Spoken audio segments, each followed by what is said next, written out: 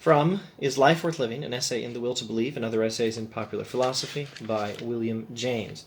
He's been giving an argument that life is worth living, the sort of argument you could use to persuade not just any suicidal person. He admits, section 1, he admits that, no, section 2, early on in section 2, first paragraph of section 2, he confesses, frankly, that with perhaps the majority of suicidal people, his suggestions are impotent to deal. With the majority of suicidal people, perhaps his arguments are useless. But with the reflective sort, his arguments should be useful. He's trying to give the kind of argument you could give to a reflective suicidal person, that life is worth living. But it's also a fascinating defense of the rationality of religious belief, to be read in as a companion piece to The Will to Believe, the more famous essay. So he's analyzed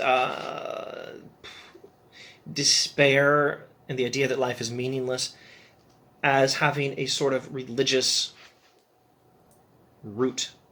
There's a biological cause of this depression, of course, he acknowledges this, but there's also a reflective cause. And the reflective cause is we want to view the world religiously as the expression of the will of some sort of God. But unfortunately, that religious impulse doesn't seem to match up with the facts.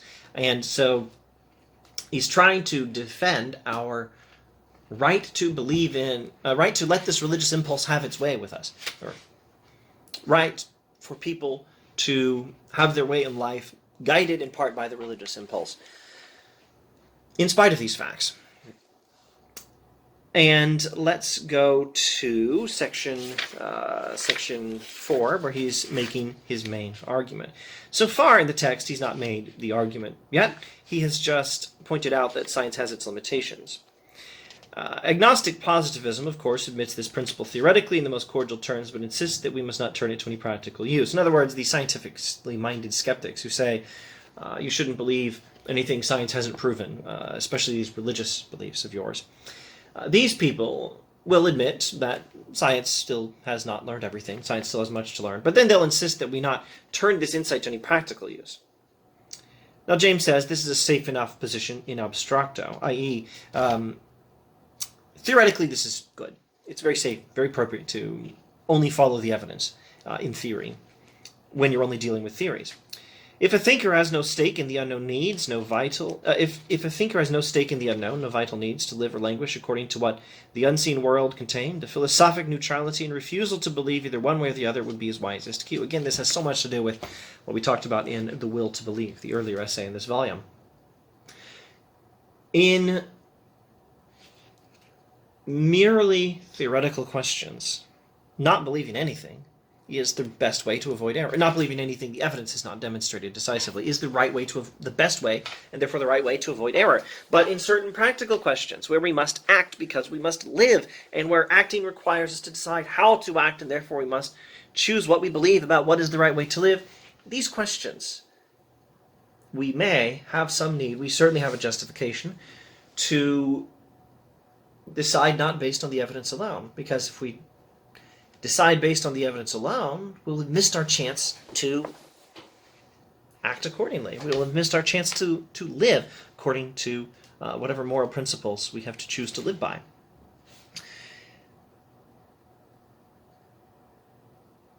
Unfortunately, neutrality is not only inwardly difficult, it is also outwardly unrealizable, where our relations to an alternative are practical and vital. This is because, as the psychologists tell us, belief and doubt are living attitudes and involve conduct on our part. There's no separation of belief and life, belief and action. Our only way, for example, of doubting or refusing to believe that a certain thing is continuing to act as if it were not.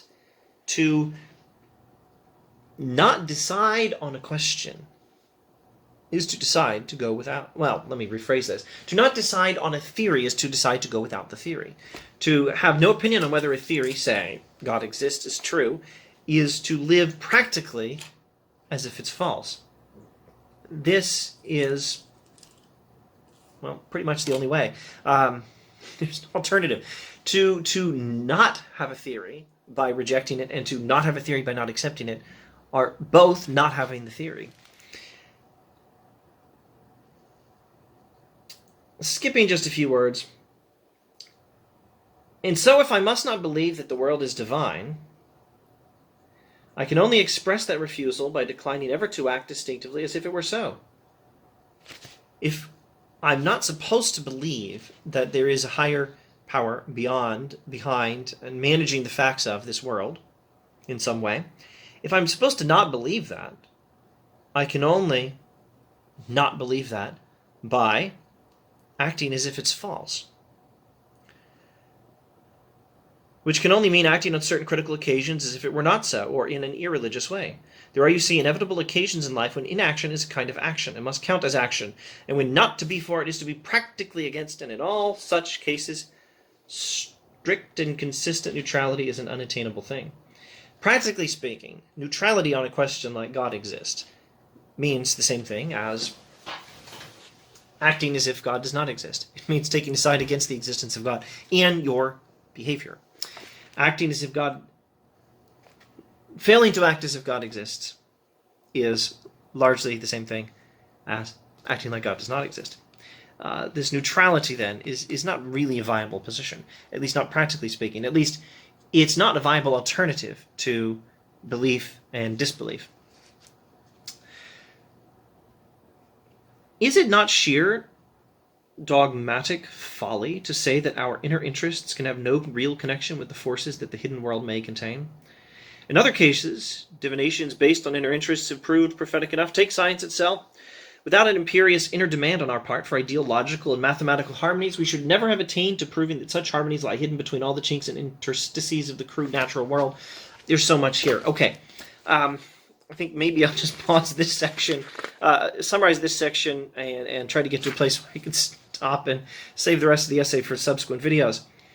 Is it not sheer dogmatic folly to say that our inner interests can have no real connection with the forces that the hidden world may contain? Remember, review if you need to, earlier passages in the text from previous paragraphs of section 4 here, in particular paragraph 3 of section 4, and probably the previous video, where he explains how there are limits to what science has learned, and it is a virtual certainty that scientific knowledge will continue to expand, and the world of our present natural knowledge is enveloped in a larger world of some sort whose residual properties we can at present can frame no positive idea. In other words, there's more to the world than science knows, and there's this currently unseen, unknown reality.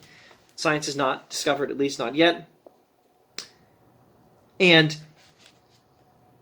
isn't it possible that our inner interests, like that religious impulse, that desire many of us have to view the world as expressing the will of some divinity,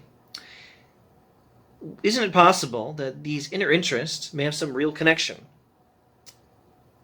with something in the hidden world, the world science has not or not yet discovered? And is it not sheer dogmatic folly to say that this is definitely not the case? Is it not sheer dogmatic folly, certainly not empiricism, but dogmatism, to say, even though we as yet have no idea what is the nature of reality that science has not yet discovered, even though we have no idea of it, we can tell you this much about it, that your human interest in viewing reality as expressing the will of God has nothing to do with all the reality we don't know that science has, at least until now, been closed off to. That has, at least until now, been closed off to science. There is reality that has, at least until now, been closed off to science, and we don't know anything about it because it's closed off. But we do know this: it'll certainly have nothing to do with your inner interests, including that religious impulse. Is it not sheer dogmatic folly to say that? At least to say that in advance? Maybe if more evidence should come in, we could conclude that. But why say that in advance? Especially since we have an urgent need now to decide how to live. And ergo, we have a right to decide based not on all the evidence that may yet come in someday, but is not available yet. We have to decide now. In other cases, divinations based on inner interests have proved prophetic enough. Science itself is the result. The success of science is itself the result of a human passion, an inner interest, a human impulse to believe that the world makes some kind of sense, an imperious inner demand on our part for ideological and mathematical harmonies. That impulse has been the driving force of science. Dang it, it worked. Turns out it worked. It turns out the human passion to believe in ideological and mathematical harmonies in the world outside our minds is justified. But that's not something we can simply say has been proven by science. No. It's what gave us science. It was that impulse to investigate the world on that assumption that gave us science. It was an as yet unjustified preference for seeing the world in a certain way. And it worked. But the people who did the work, showed that it worked, were not following the evidence. No, the evidence followed their faith in an ordered world. That's where we got science. And I'll finish up this paragraph and then pause for future videos. And if needs of ours outrun the visible universe, let's go back a sentence or two. 3. But the inner need of believing that this world of nature is a sign of something more spiritual and eternal than itself is just as strong and authoritative in those who feel it as the inner need of uniform laws of causation ever can be in a professionally scientific head. The toil of many generations has proved the latter need prophetic. The toil of many generations of scientists has proven prophetic the human desire to believe in causality and order in nature. Why may not the former one be prophetic too? Why may not the need to believe that the world expresses the will of a divinity? Why may not that belief also prove prophetic? It worked for science. Who's to say it won't work for religion? And don't tell me that you can't make that decision in advance. You have to wait for the evidence to come in, because by that standard, we wouldn't have science either. If needs of ours outrun the visible universe, why may not that be a sign that an invisible universe is there?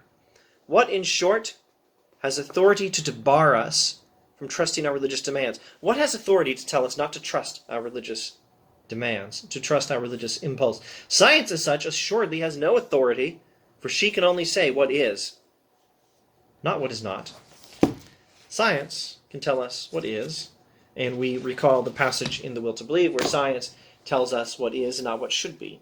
Science tells us what is, doesn't tell us what is not. And in particular, it tells us what is in this region of reality that we have access to, that we've been able to study and figure out how to study so far. It doesn't tell us about the other regions of reality that it hasn't been able to figure out yet. It can't. It doesn't know anything about them. So it has no authority to tell us what's not there in those regions where it has no ability to study anything. So far, we've just done some work to clear away some of the possible objections to religious belief. Let's see what we have in the remainder of the text in the next video along those lines.